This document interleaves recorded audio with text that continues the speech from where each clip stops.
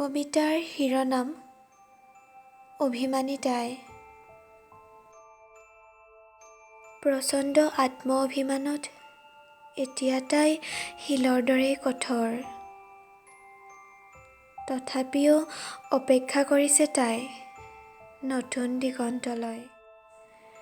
হয়তো নতুন দিগন্তৰ নৱজ্যোতিয়ে শিলবোৰ আবেগেৰে গলিত কৰিব আৰু তাই আগৰ দৰে সহজ সৰল সম্পূৰ্ণ নাৰী হ'ব।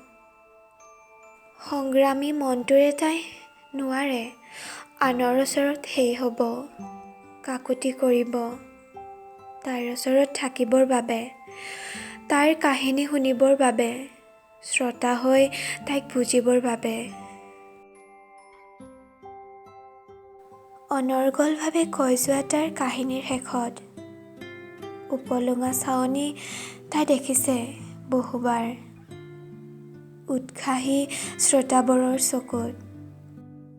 এতিয়া তাই নিজৰ আয়ত্তত, তাইৰ কাৰুণ্য অসহায় চকুজুৰি উপলুঙা কৰিলে তাইৰ স্বপ্ন নীলে, যাক তাইৰ হৃদয়ত ৰজাৰ আসনত শোভিত কৰিছিল। সেয়ে এতিয়া তাইৰ প্ৰচণ্ড অভিমান। নিজৰ আয়ত্তত নিজৰ পৃথিৱী বনালে, য'ত এতিয়া তাই অভিমানেৰে নিজৰ কাহিনী লিখে।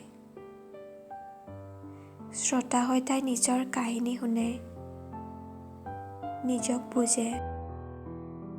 ধন্যবাদ।